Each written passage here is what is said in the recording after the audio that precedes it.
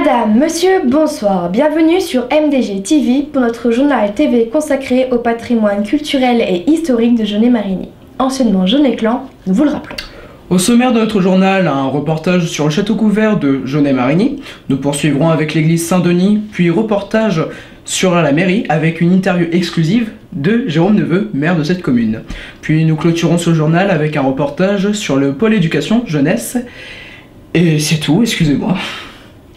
Nous commençons avec un premier sujet, le château couvert de Jaunet-Marigny.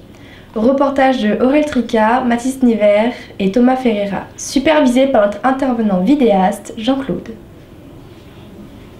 Alors, ce château qui s'appelle Château Couvert, il a été édifié par François Fumet en 1519 précisément, c'est-à-dire à la première Renaissance, à l'époque des châteaux de la Loire, à l'époque de François Ier. Qui était François Fumet ?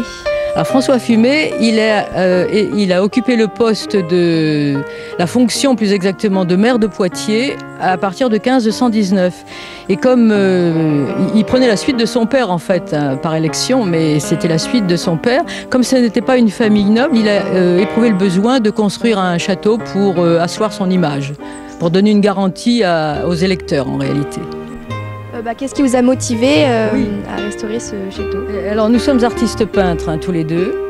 Nous avons une œuvre importante, une œuvre abstraite qui demande beaucoup de concentration quand il s'agit de créer, puisque nous exprimons la réalité intérieure, donc il faut beaucoup de concentration. Ça a été un coup de cœur, pas immédiat, mais on a décidé de l'acquérir pour le restaurer.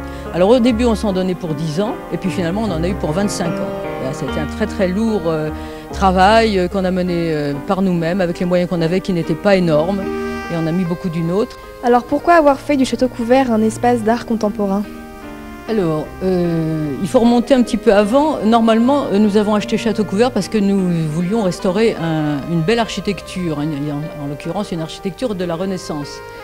Et ça vient de notre fibre artistique. Nous sommes tous les deux artistes peintres, Pierre et moi. Et donc, comme l'art abstrait demande beaucoup de concentration intérieure, ça nous a donné l'occasion de nous donner à une activité plus physique, donc complémentaire de l'activité de concentration de la création. Lorsque nous avons terminé la restauration de ce château, qui nous a pris quand même 25 ans, ce qui n'est pas rien, nous avons décidé de présenter nos œuvres, d'en faire un espace d'art abstrait, puisque c'est notre voie élective.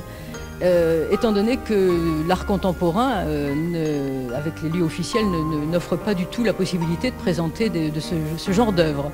Donc vous êtes les auteurs de ces grandes peintures ? Oui, alors il y a deux parties à l'espace d'art. Il y a une partie d'exposition temporaire et on essaye de faire tourner les expositions avec des noms différents, des noms autres que les nôtres. Et puis l'exposition permanente qui occupe 2 niveaux.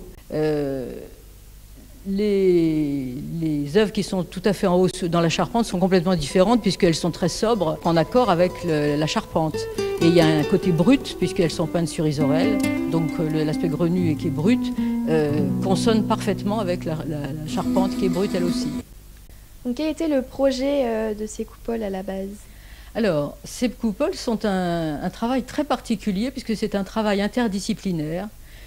Je vous ai parlé de la peinture, c'est évidemment quelque chose qui nous tient à cœur, mais nous avons été professeurs tous les deux, mon mari et moi, et on nous a proposé de participer à un PAE, c'est-à-dire un projet d'action éducative, et dans lequel les élèves allaient être les acteurs principaux.